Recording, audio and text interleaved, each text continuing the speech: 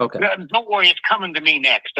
You'll get a kick out of this. Okay. At the same time, and them and Duke, Aetna, Medicare Advantage, and Duke, all of Aetna, Medicare Advantage, and Duke were embroiled in in negotiations. Okay. You mean Duke? So You're talking about Duke, the hospital, the university hospital? Yeah, Duke Healthcare. Okay. Yeah, Duke Healthcare. Okay. So in this area, Research Triangle Park, right? Mm-hmm. They're the largest. Okay. Okay. Yes. In the state, Antrim is, but Antrim Healthcare has 4 more states that it does. Okay. Mm-hmm. So Duke does $6 billion in revenue.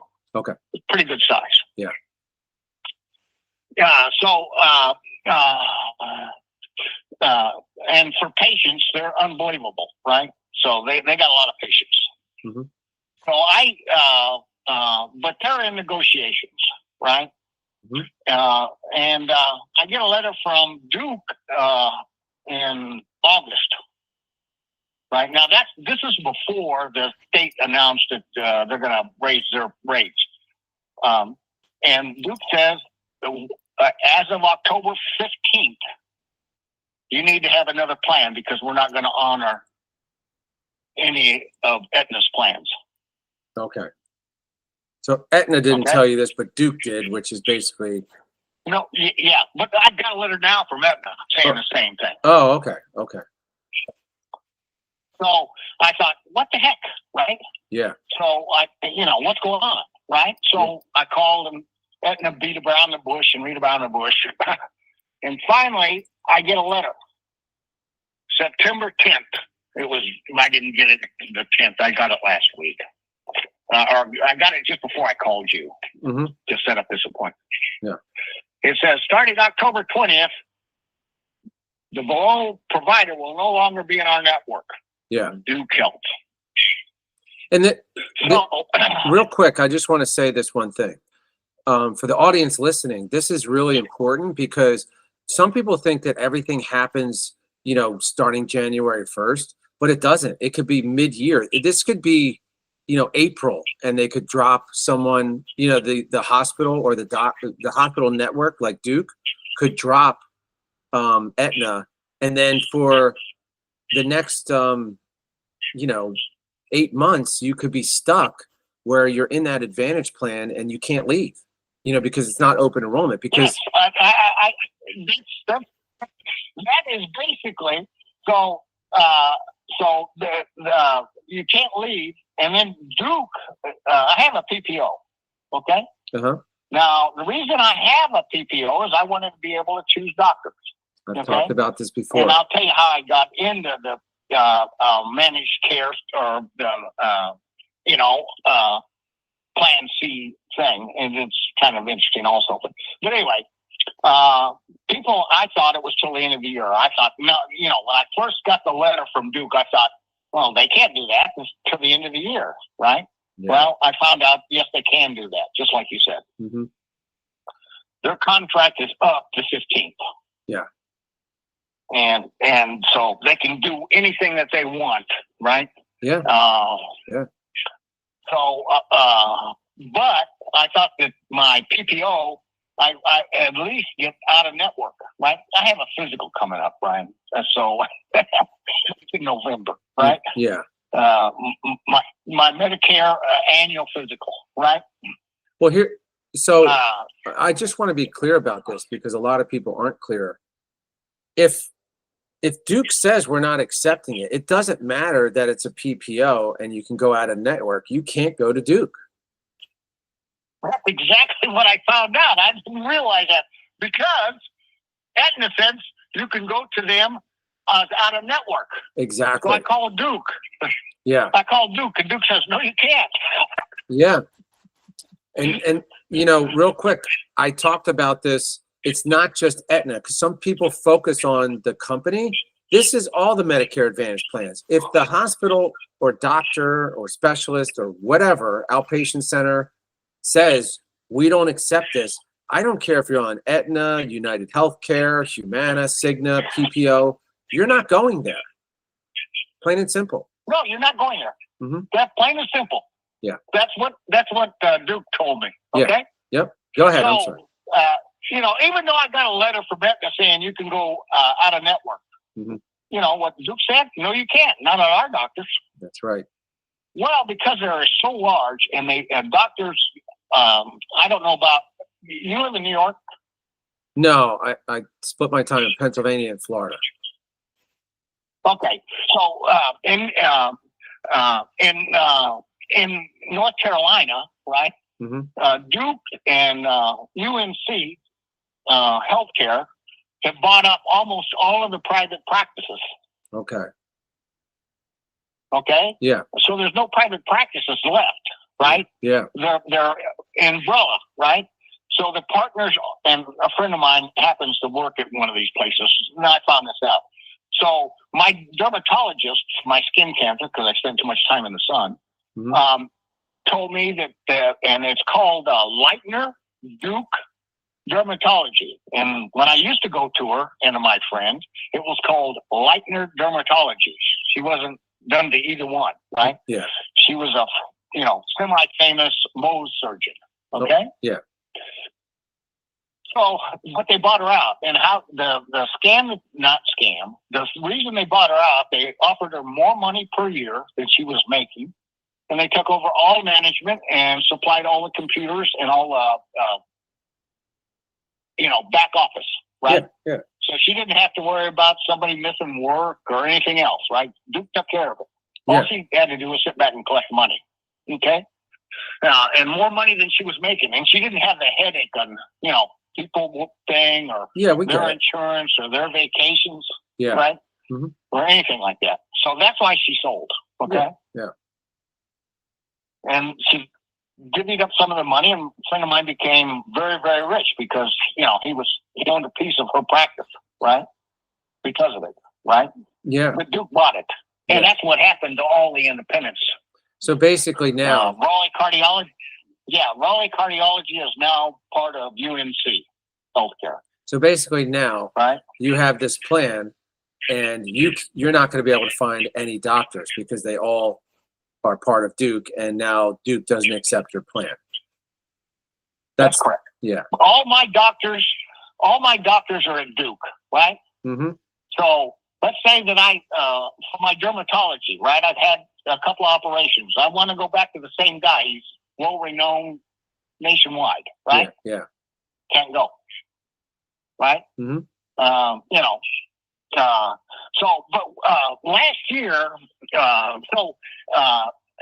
made a mistake last year. I'm not going to make the same mistake this year. But last year, I had a chance to get out because they sent me a ADNOC, and they did away with my plan. Yeah. And the new plan, they didn't crosswalk me to a new plan. Yeah. So stupidly, I crosswalked myself. Yes. Big mistake. Okay. So found out that it wasn't the same plan, even though it was kind of the same plan, right? Yeah. My pills changed. My cost for pills changed. My formulary changed. And I will tell something for everybody's thing. The reason I got into managed care is off of IBM's Healthcare for Life for their employees. Yeah. Right. A lot of people. That's how I got this. Well, right? Yeah. I mean, a lot of people in New York. That's the big thing. It was part of their pension plan, the city workers, and a lot of them. I told them, just get out of there. Don't take that part of that pension retirement plan, the healthcare, because New York is a whole nother ball game. It's so expensive up there. But I know where you're going. Basically, instead of if you just had a job that didn't give you benefits after you were done, when you were 65 or when you retired, you were in with IBM and they offered something, Yes. And people don't realize. And it's cost. Go ahead. I'm sorry. That's not a freebie. No. Yeah, that's not a freebie. Come to find out, IBM sold it. They made money on the deal. Heard that before. So they made money on the deal, right? That's a true thing. Okay. Yeah. So anyway, that's how I started, right? I was supposed to get free health care, and it has never been free. I take that back. For a couple of years, it was still under the umbrella of IBM. You called for them to bitch, right? Yeah. And then all of a sudden, you couldn't call them anymore. You were talking to the Philippines. So you're okay. You're 75 years old, so I'm assuming your Part B started at least. Yeah, I mean, it either started 10 years ago or it started 5 years ago or whatever it did. It started in 2015. Yeah. 7/1 of 2015. So basically, where we're going with this, 65 years. where we're going with this is, if the only thing that you can do right now at 75, you only have either people only get a special enrollment if Aetna were to kick you off, like you said last year, or you have to go through underwriting to get out of there and get on a med sub come this open enrollment October 15th through December 7th. If you don't pass that underwriting and Aetna doesn't drop you, because even though Duke dropped, like, you don't have a doctor to go to, everyone's in the Duke network. If Aetna doesn't officially drop you, you can't leave and go into a special enrollment period and get on a med sub. So now you have to apply and get accepted by the med sub companies. Did you know that? Okay, so yeah, I know, and that's scary because I've seen my thing from Duke, and what the doctors write that I can see, not bad, but it's not bad. It's what the doctors write that I can't see. Yeah, okay? Sometimes I always tell people this. A doctor writes down, like, I've had people that have called me that said, the doctor said that I had such and such disease or whatever it was and wrote it in the charts. If that doctor writes it in the chart, even if it's like almost like an opinion, they don't know for a fact. If they write that down and that goes in your electronic medical records, that means the insurance companies are going to look at your electronic medical records. And if let's just say the doctor made a mistake and wrote down cancer, he has prostate cancer, and it's not prostate cancer. It was just, it was a mistake. You're going to have to get that off of your records, because every insurance company is going to say, oh, you have prostate cancer, we don't accept it. Right. Or, right, at my age, almost every, I had a 75. Mohs surgery in my face, and they had to go 5 layers deep. When they go 5 layers deep, right, that's really deep for face surgery, right? They give you a scan, an upper body scan from your knees to the top of your head. This right? is 1 second. To make sure that cancer, didn't get away from them. Okay, this is a mole that was on your face that you had to have removed? Yeah. Okay, go ahead. I'm sorry. So it was skin cancer. Yeah. That's what it was, right? It turned to a skin cancer, right? So I had to get it removed, right? And it was deep, right? So 5 layers deep, right, on your face, they do a knees to head scan. Okay. That knees to head scan, right, shows, and it's in contrast. They put a contrast in there, right? So that knees to head scan, right, showed plaque buildup. Verbally told me, right, that you don't have a problem. Everybody at that age has that. Mm-hmm. But it does say in the thing that I had plaque, right? Yeah. I've never had a heart attack or a stroke or anything else, but it says it, right? Mm-hmm. So you have to be careful, right? You need to make sure, right? And this is somebody 75 finding out late in life. You need to make sure either you've got something or you don't have something. No babies in any of these things that they write down. Yeah. You don't leave it to interpretation. It is either yes or no. And right? And let me just make a comment about that. It's scary because then now you're forcing people when they go into the doctor in their head to think I can't tell this doctor everything because he might write something down and I might be screwed because of it. And That's exactly right. And that's right? terrible for healthcare. That's terrible. That's terrible. That really is. But that actually happens. Okay. Yep. Mm-hmm. So I got my scan, right, and it says, okay, you're fine, right? Mm-hmm. But we noticed X, Y, and Z. Well, the heart doctor that I went to because it scared the hell out of me, right? Said that's enough. Everybody's got that. Mm-hmm. You know, he says, but I'm going to give you a bunch of tests, to check, right? Yeah. So I got the bite test, basically that you sit there and they want you to die in front of them.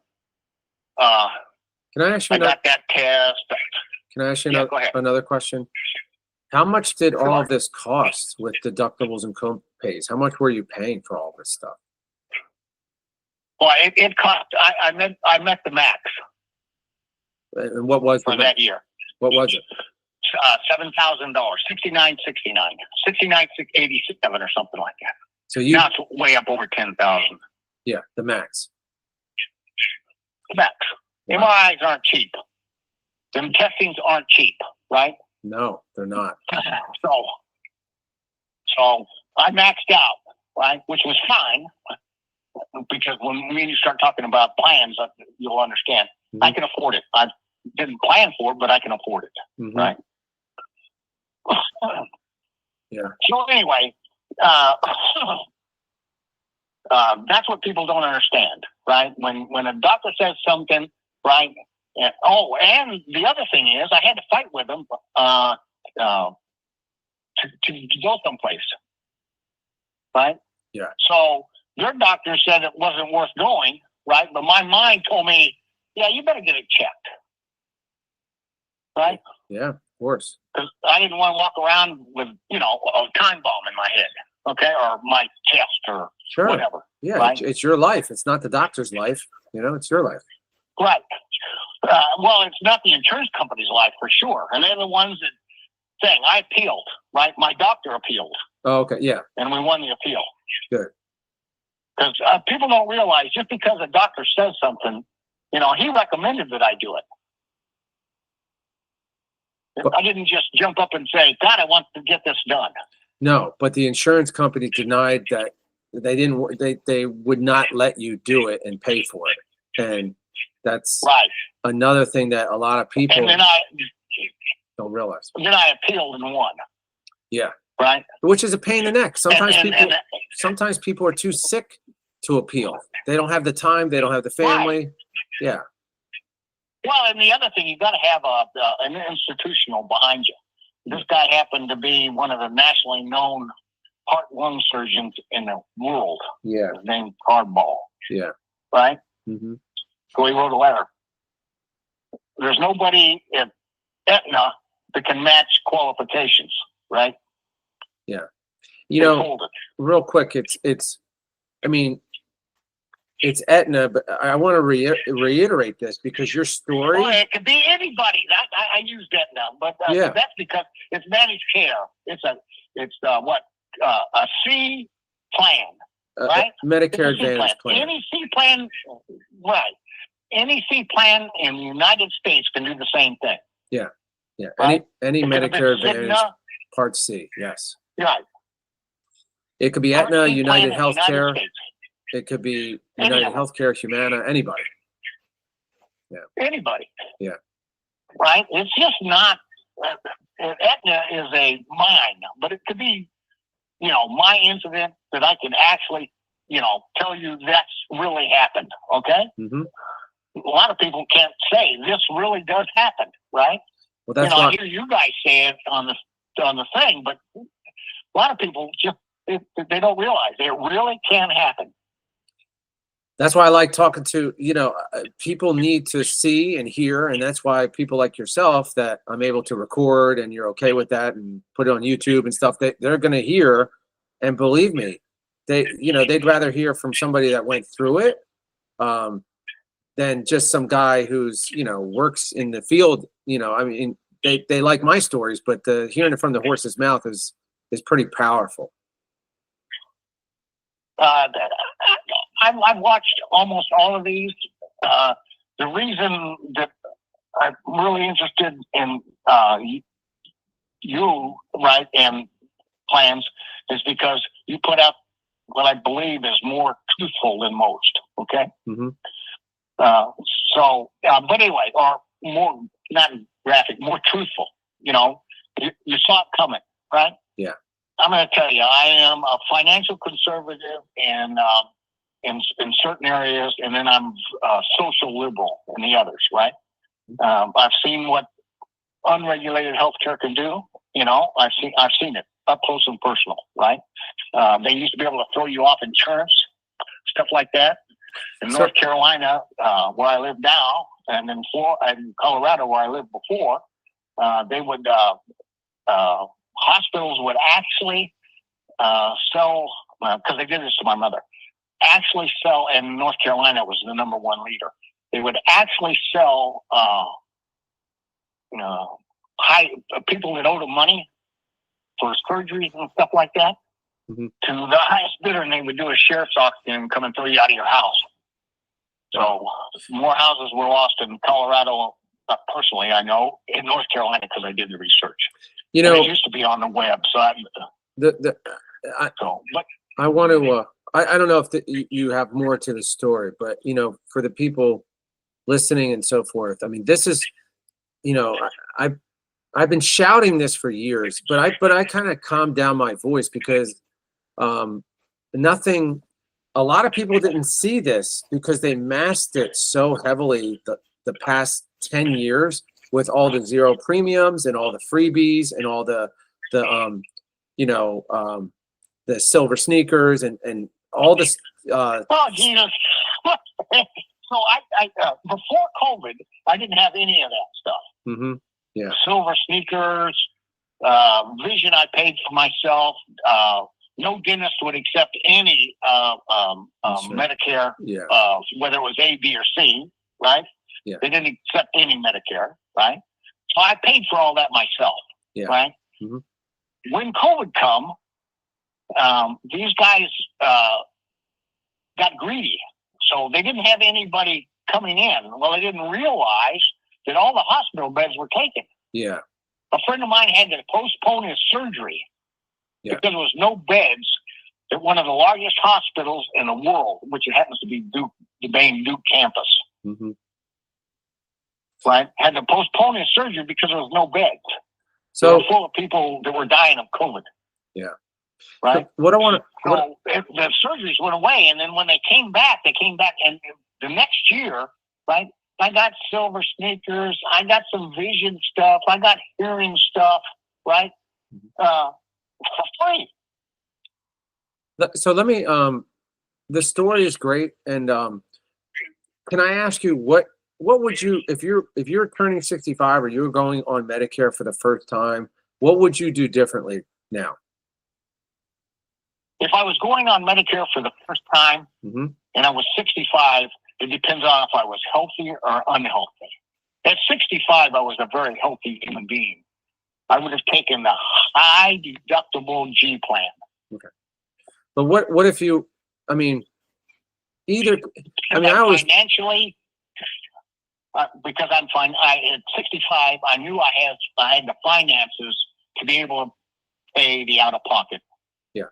But the bottom line is you would have taken a Medicare supplement plan as opposed to a Medicare Advantage plan, or what you have been calling a Part C plan.